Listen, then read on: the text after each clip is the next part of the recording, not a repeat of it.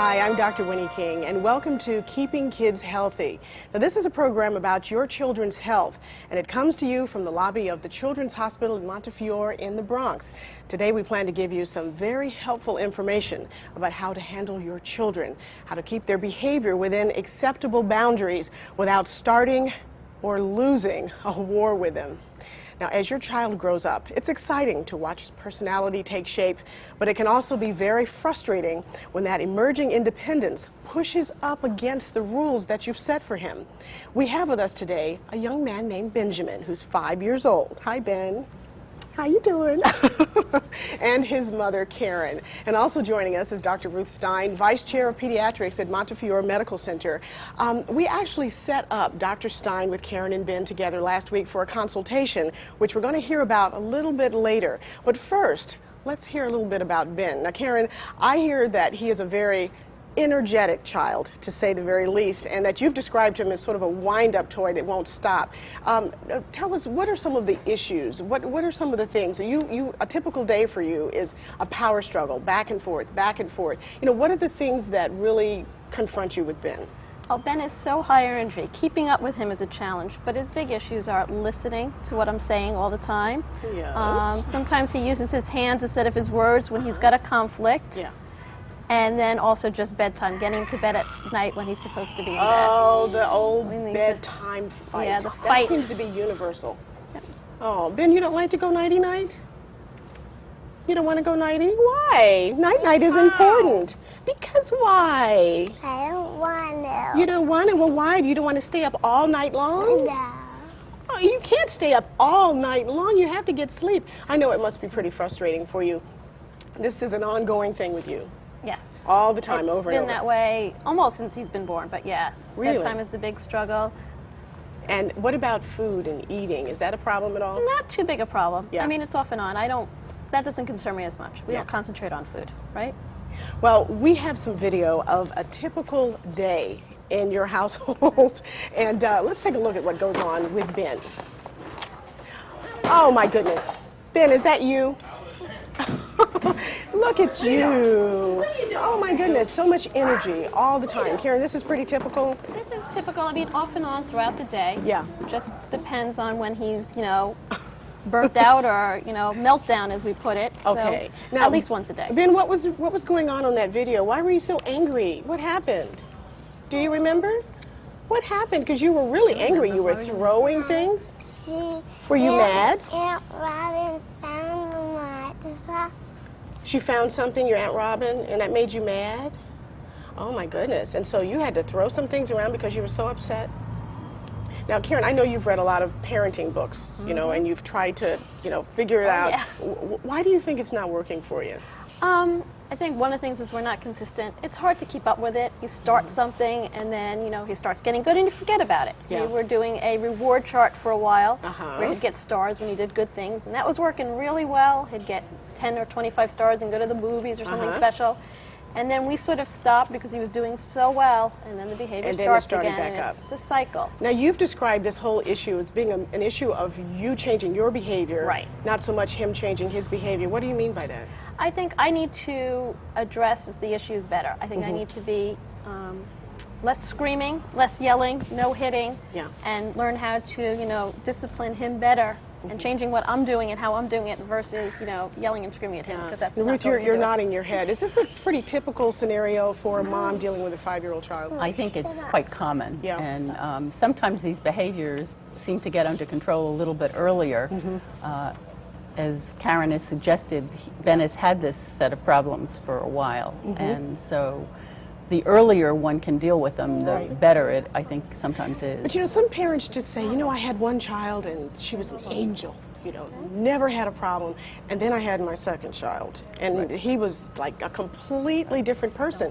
Right from the beginning, I knew I was dealing with a different person. I had to do different things. So there are specific parenting skills that are appropriate for one child and maybe wouldn't work so well for another child? Each child really is different, and it's really the match between the parenting and the child that Because I think most parents really have just a style. You know, they just have a way. And if it works for their child, great. But if it happens to not work for their child, they don't really know how to adjust themselves. Right. You know, they just have their own personality, and a lot of it comes from the way they were parented, and they sort of Absolutely. repeat the same things, repeat the same things over and over again. What are some of the mistakes that parents make? Well, I think one of the first mistakes, and I think when Karen and I talked, it may be a mistake that she and her husband have made a little bit, is to assume that it's being nice to the child, that letting him stay up a little longer is being nice. In fact, children are really reassured by routine and by limits. Right. Another thing is being consistent, and I think Karen mentioned that as well. A third is laughing at the child. And when one laughs at the child, at the behavior, because sometimes it's very cute and funny, then clearly that gives a mixed message because the child reads your body language very effectively. Finally, I think changing the rules and allowing the child to play one adult off against the other. Yeah, that's so pretty that common. Going first to mom and then to dad. Yeah, you've got to be sort of a united front. Right. When And it comes to that. I think one good rule to set up in a household is that if you've asked and someone said no, and you go to the second adult in the house and they say yes, it's an automatic no. Right, Because right. the first one's answer should hold. Now, we mentioned earlier that you actually had a consultation with Karen and Ben. What did you learn about them and their relationship with each other? Well, I think in general, Ben is a very bright, alert child who is very inquisitive and active in a very normal kind of way. He does respond to limits when his mom and dad set them for him in a consistent way, and he seems to have more problems, particularly when he's overtired.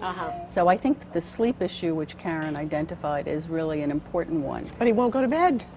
Well, I think know? there are ways to be consistent about going to bed. One of the issues that Karen and I talked about is that she and Ben's dad have different ideas about what should happen when he comes home late, and whether Ben should be allowed to stay up until he comes home. Right. And he often gets in very, very late. Right. Oh, I see. So he's sort of waiting for Daddy. Waiting for Daddy to come home. Yeah. And I suggested that one of the things they try to set up is a reward system that rewards him for going to bed on time. I see. And maybe gives him some extra special time that he earns by doing that with his Does it dad. make a difference going to bed at the same time every night, that consistency? I think routines are really very helpful and reassuring to children. Right. We all do least well when we're uncertain what the expectations are. Right. Now, you had mentioned, Karen, the reward program. Tell us about that, because, you know, my sister has 4 kids, and she did that with the reward, and it was so funny because she would award points, and they were so thrilled with getting the points, they never even bothered to ask for the prize. You know, they just really bought into the points. What do you do with Ben in points? He gets stars. He's got a nice little chart, and we put the stars on each time he does something, you know, well, or what he's supposed to do if we ask him to do something and he does it right away. Getting dressed in the morning without a power struggle, going to bed at night could earn 2 stars, you know, not hitting at school and that kind of stuff. And then once he got a certain amount of stars, before we started the week, we would agree how many stars he needed for what. Okay. And that seems to work? And it was working really well. He was excited. He got to see Monsters Incorporated, a few other good movies. Yes. And then we stopped for a while because he was doing so well. Yeah.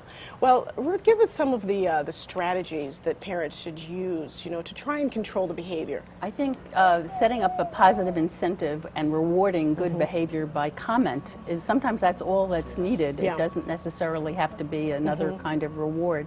Yeah. As parents, we tend to pay the most attention when children are doing things that are annoying. Right. And so You don't it's reward them very when they're being easy good. to ignore them when they're playing quietly off Right. in the You're just corner. so grateful, you know. Right. You don't want to do anything to mess it up. So making sure that you do notice and you do comment on that will incentivize them to do that more and more. Yeah. Positive reinforcement rather than positive negative reinforcement, reinforcement, I think. which is something that we tend to do. And I know you were talking earlier about the frustration that you feel where it sort of builds up, and then you sort of, you know, it's like a volcano, and then you're doing some of the negative things that you really don't want to do. Yeah, if I'm in, sometimes it gets to be too much, like he'll be climbing all over me like he is, and I'll be like, enough. And then, you know, it just little things build up and you've got no patience for it and you're just ready to explode. And what we've tried to do, one of the things we discuss is when that comes, is just sit there and say, give me 15 minutes by myself, and then after I'm done, we'll do something extra special. Right. And we tried it yesterday, the first time. Ooh, watch the head. We tried it yesterday for the first time, and it actually did work a little bit. We were doing a computer game, and it wasn't working on the computer, and I said I had to go to work. We went to the office. He came with me, and he did very well there. Right. And then we came home and we played the computer games like we promised, right? Good. Well, Ruth, just we've got a few seconds left.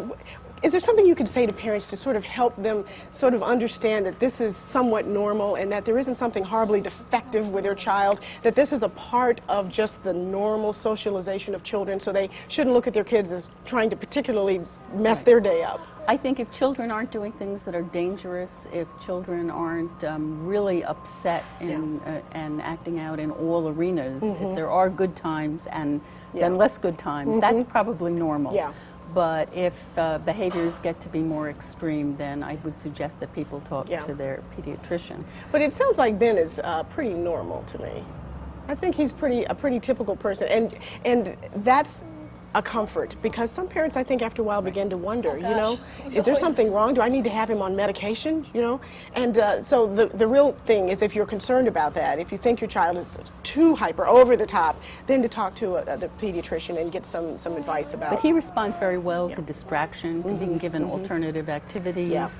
And those are good strategies to use as well. All right. Well, now these are just a few suggestions, and if you're feeling like you're at the end of your rope, in a moment you'll see them on the screen, and then you can copy them down. And if you're really concerned about your child's behavior and you're wondering whether you need to seek professional help, but you don't know how to ask and who to ask, you should go directly to the family pediatrician and talk about solutions with her or him.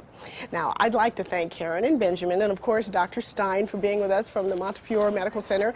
Now, I want you to grab pen and paper for those limit-setting suggestions.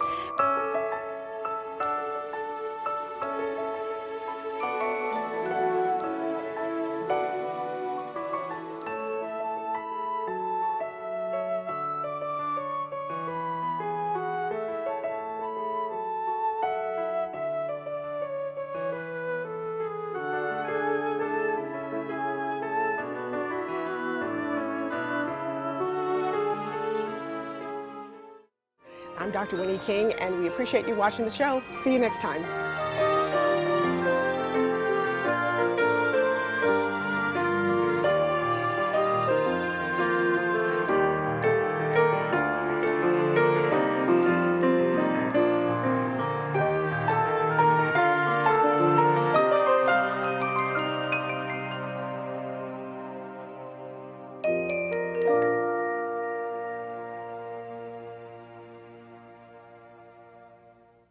Now, as your child grows up, it's exciting to watch his personality take shape, but it can also be very frustrating when that emerging independence pushes up against the rules that you've set for him. We have with us today a young man named Benjamin, who's 5 years old. Hi, Ben. How you doing?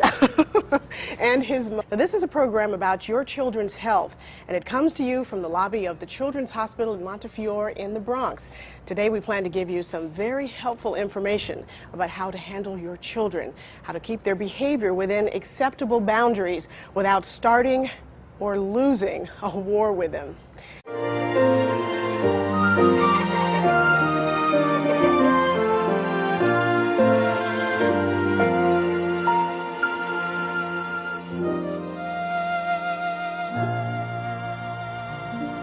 Hi, I'm Dr. Winnie King, and welcome to Keeping Kids Healthy. A child, to say the very least, and that you've described him as sort of a wind-up toy that won't stop. Tell us, what are some of the issues? What are some of the things? A typical day for you is a power struggle, back and forth, back and forth. You know, what are the things that really confront you with Ben? Oh, Ben is so high energy. Mother Karen. And also joining us is Dr. Ruth Stein, Vice Chair of Pediatrics at Montefiore Medical Center. We actually set up Dr. Stein with Karen and Ben together last week for a consultation, which we're going to hear about a little bit later. But first, let's hear a little bit about Ben. Now, Karen, I hear that he is a very energetic